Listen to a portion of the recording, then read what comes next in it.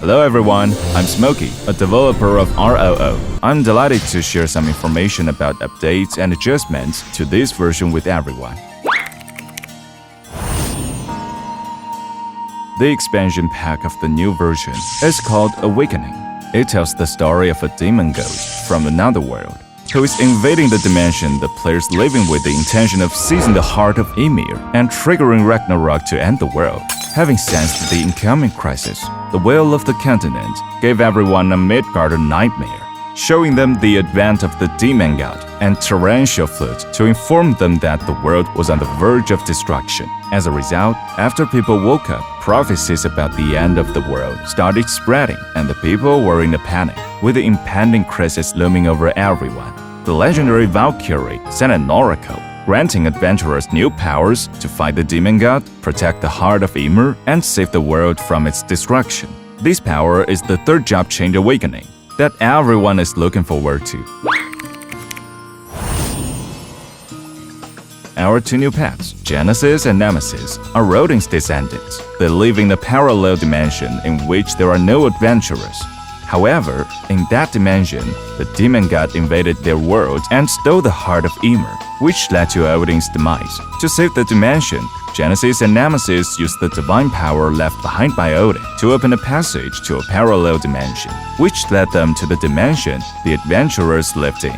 Genesis and Nemesis want to take the heart of the Ymir of this dimension, which has yet to be snatched by the demon god, to awaken Odin in their own dimension and end the collapse of their dimension. Unexpectedly, while traveling through the passage to the parallel dimension, the time-space fluctuations attracted Twilight Bringer, Vigil, Hellhound, Abyss Demon, and the four demon gods. They followed Genesis and Nemesis through the passage and arrived into the same dimension as the adventurers. Having sensed the impending crisis, the will of the continent gave adventurers nightmares to alert them with prophetic dreams. Meanwhile, Genesis and Nemesis fell into the chaos abyss sea while traveling through the passage due to spatial storms. Under the influence of the mysterious power of the abyss sea, the evil in the hearts of Genesis and Nemesis became incarnations of fallen demon gods who then guided the four demon gods behind them to invade Midgard.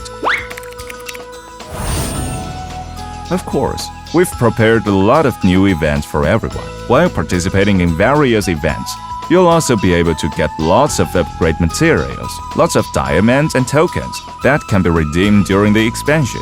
You can also exchange them for various items you want in the store. There are also special MVP cards for the 6 demon goats and a commemorative card for the Awakening expansion pack.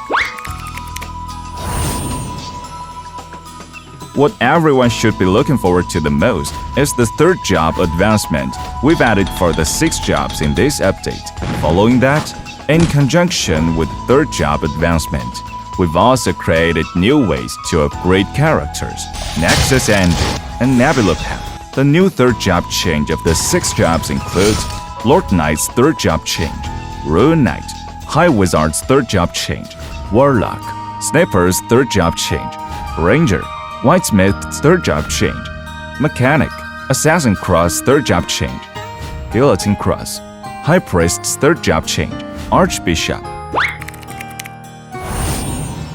We are working hard to develop third job change content for other jobs, so please stay tuned. When we designed the third job change, we wanted to make the jobs more diverse, which is why we have provided more interesting gameplay this time. To make job skills more enjoyable to watch and make the gameplay more flexible, we have designed a unique skill alternation and spectrum for each job. One of the main things we wanted to address with our designs is a way to make damage dealers deal lots of burst damage by using the right skills at the right time. As for healers, we've enhanced their functionality to make them stronger and easier to use.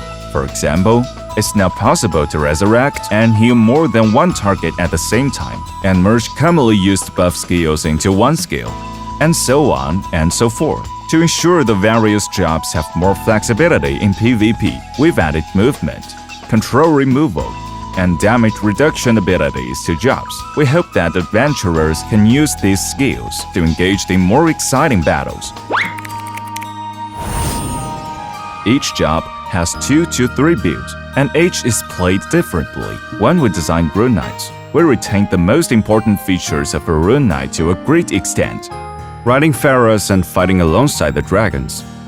Continuing the previous design, we have 2 builds, Swords type and Lance type. One attacks frequently with extremely fast ASPD to dish out damage, while the other uses skills to deal massive damage. After activating its burst, Rune Knights can even make ranged attacks, which makes them much easier to use. On the topic of mechanics, we've noticed 2 main styles in the PC version, Metagear and Turret, to retain players' previous experience. We've also introduced the cart style, but replaced the cart with a cool motorcycle that players can ride on and use to attack enemies. After hopping on the Metagear, players can use its flying fists, missiles, etc. to deal damage to the enemy.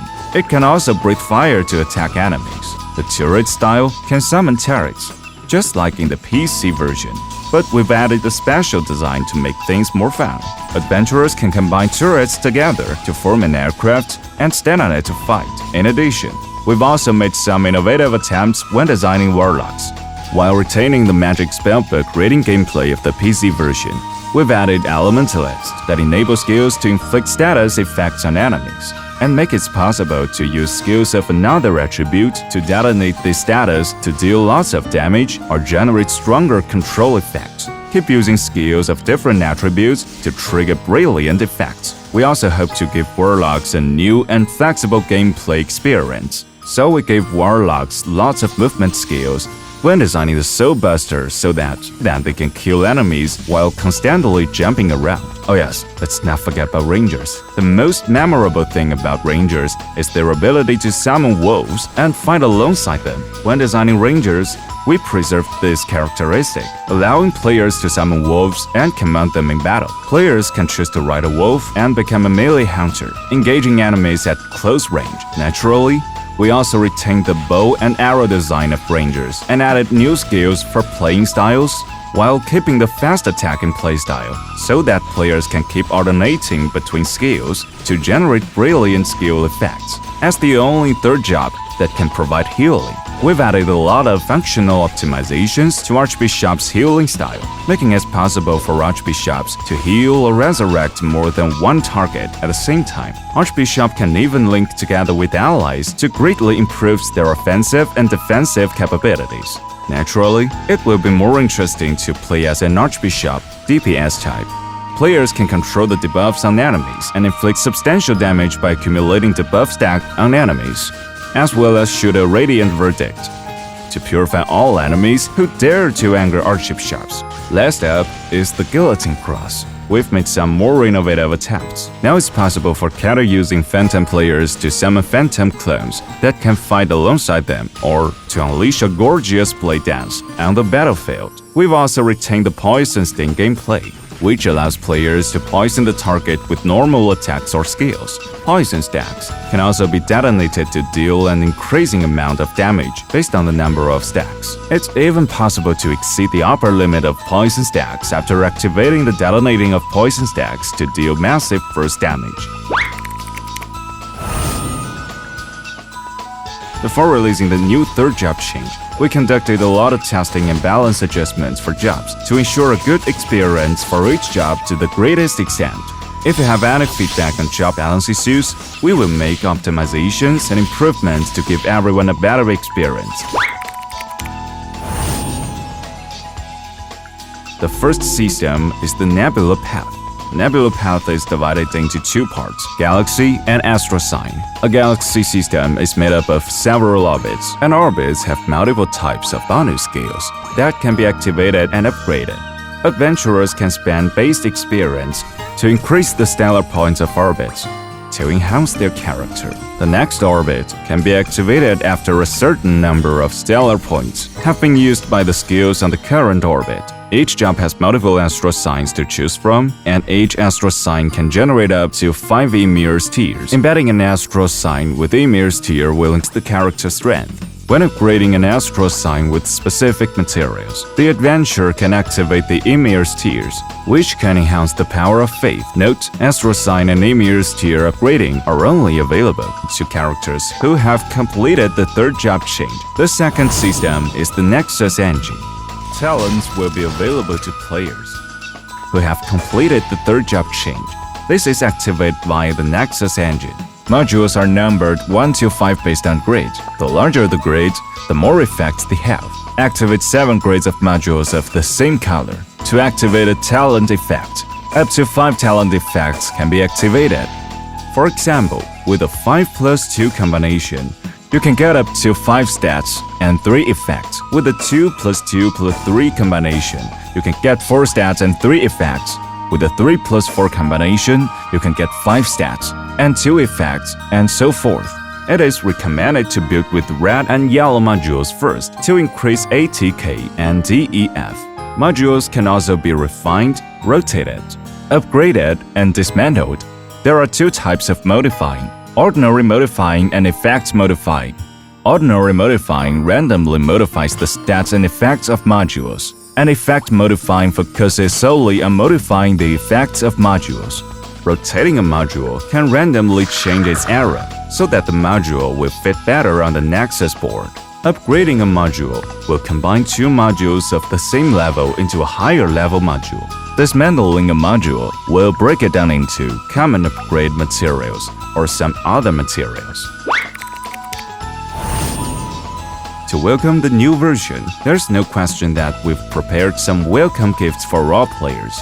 Participate in the events on the new version pre-registration page to get Genesis and Nemesis, the new limited time pass, for free. In addition, log into the new server every day to get benefits. A total of 100 Super Pet coupons, 100 advanced refining boxes, 9,000 diamonds, and other exclusive gifts will be given out over 7 consecutive days. New and returning adventurers can summon S-tier pets after the server is available to get a head start in their adventuring careers.